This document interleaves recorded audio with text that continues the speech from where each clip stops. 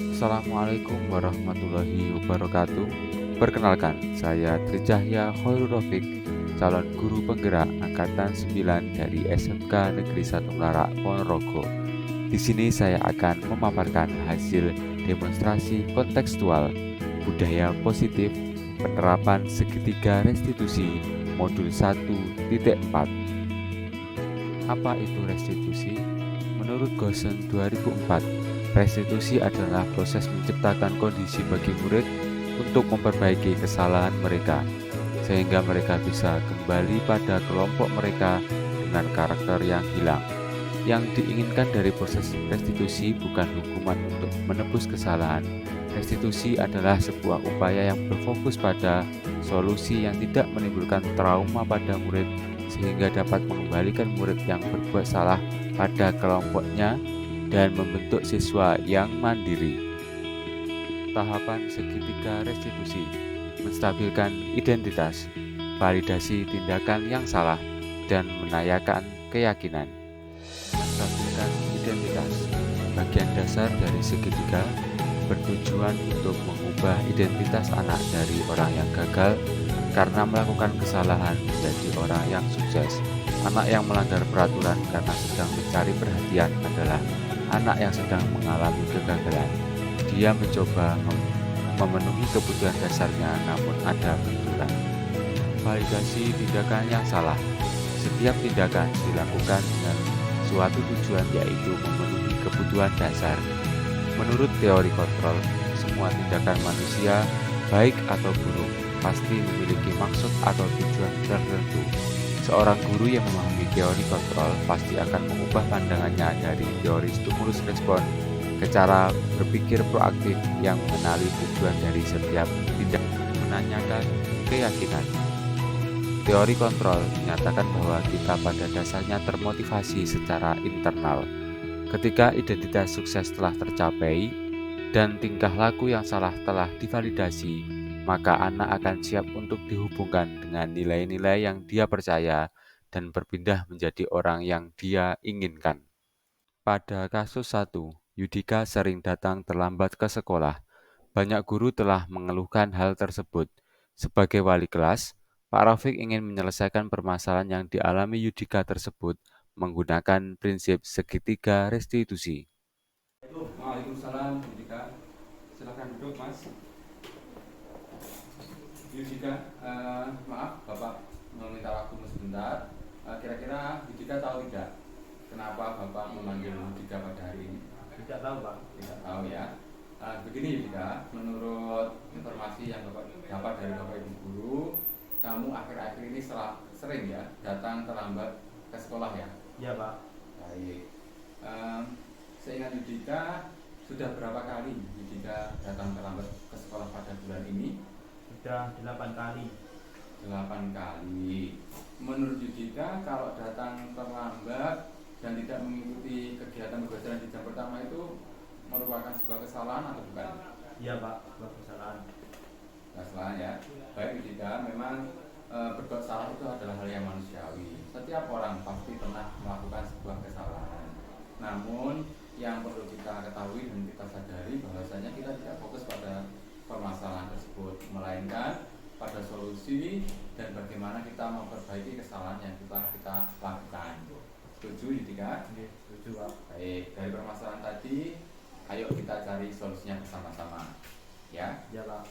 Baik Yudika, pada bulan ini kamu sudah terlambat 8 kali. Kalau boleh Bapak tahu kenapa alasan kamu terlambat datang ke sekolah? Karena saya sering begadang di malam hari, Pak, dan bermain game sehingga saya di pagi hari bangun kesiangan. Oh, gitu. Kalau begitu Yudika masih ingat tidak dengan keyakinan di sekolah kita atau keyakinan kelas kita? Iya, Pak, masih ingat. Masih ingat ya. Dengan datang terlambat itu Yudika melanggar keyakinan kelas yang mana? Kedisiplinan, Pak. Kedisiplinan. Menurut Yudika, kedisiplinan itu penting atau tidak? Penting, Pak. Penting ya. Penting. Karena Disiplinan dapat menghargai waktu dan mentaati peraturan sekolah. Betul sekali juga. Selain menghargai waktu, disiplin itu juga menghargai guru yang ada di kelas, menghargai teman-temanmu. Apakah kamu menyesal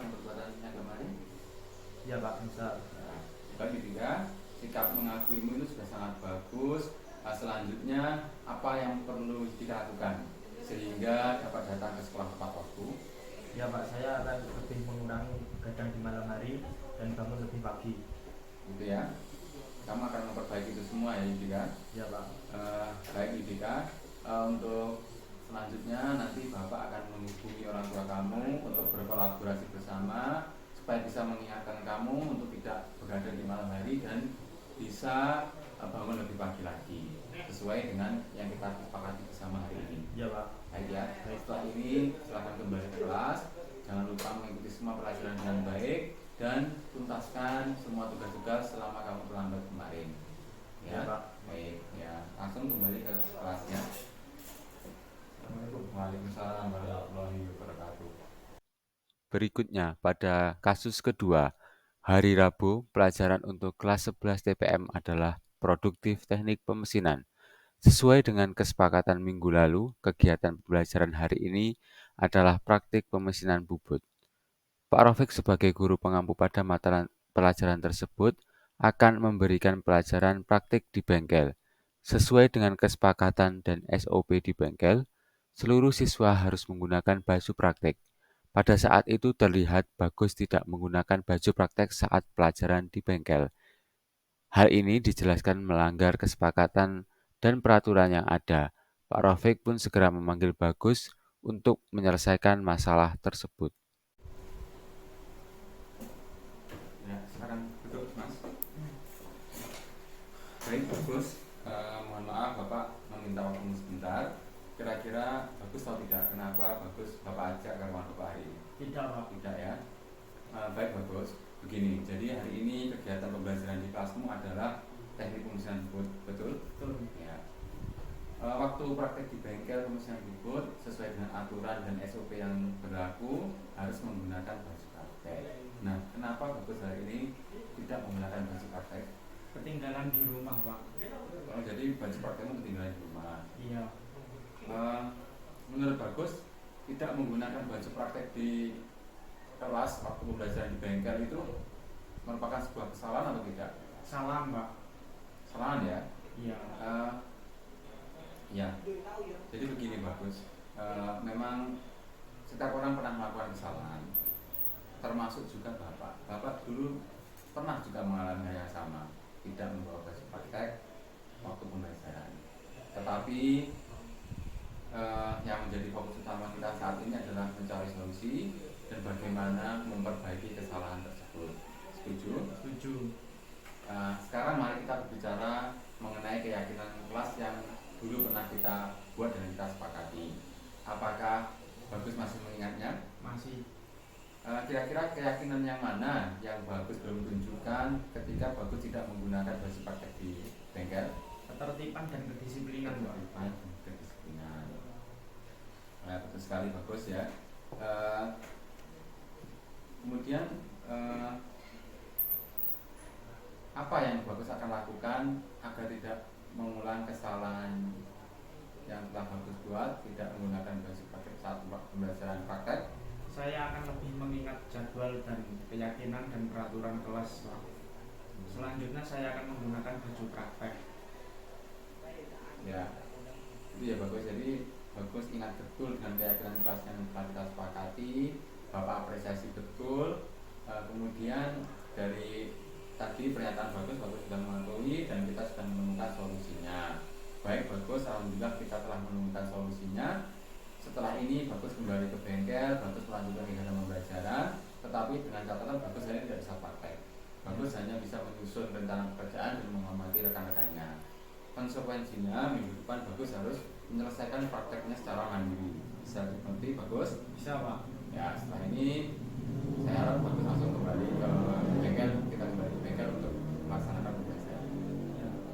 Ya, terima kasih atas waktunya. Assalamualaikum Waalaikumsalam